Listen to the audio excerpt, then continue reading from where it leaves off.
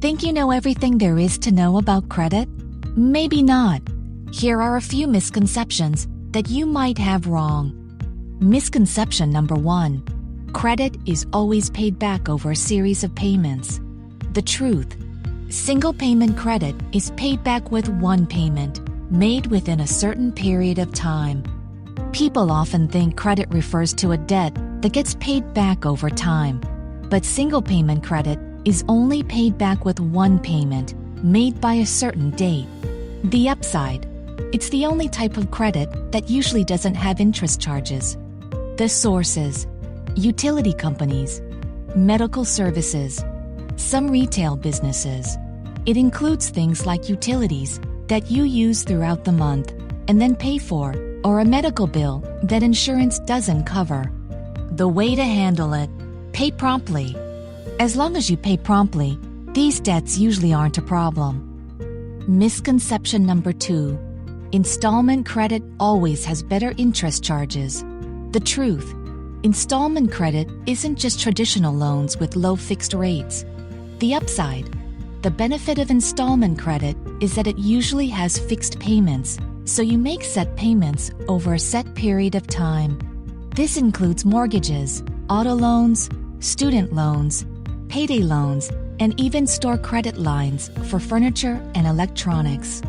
The way to handle it: go for fixed. Avoid short-term. Installment is the easiest to manage when it's simple, but many subprime lending tools, like variable interest rates and short-term installment loans with rollover plans, can be tough to manage and sustain. Better ways to handle it: beware anything that's subprime. Monitor your debt-to-income ratio closely. Maintain good credit so you can qualify. But even with lending tools that aren't subprime, be careful. Keep your debt-to-income ratio below 36% and maintain a high credit score so you qualify for fixed loans at the lowest rates possible. Misconception number 3. There's no way to get around high interest charges with revolving credit. The truth: if you pay off balances in full every billing cycle, interest charges don't get applied. With revolving credit, you pay off the debt at regular intervals, usually with higher interest. But those interest charges are only applied on the balance that remains after each billing cycle. The upside: purchasing power. The sources: credit card companies, gas stations with gas cards, retail stores with in-store credit cards. In fact, issuers offer plenty of incentives to keep you using the accounts, like cash back, gas discounts, and even things like credit score tracking and fraud protection.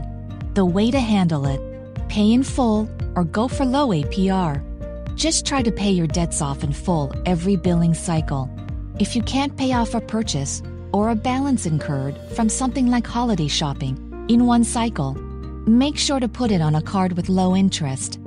Better ways to handle it: never let revolving debt payments take up more than 10% of your income, and talk to your card issuers often, especially to negotiate rates.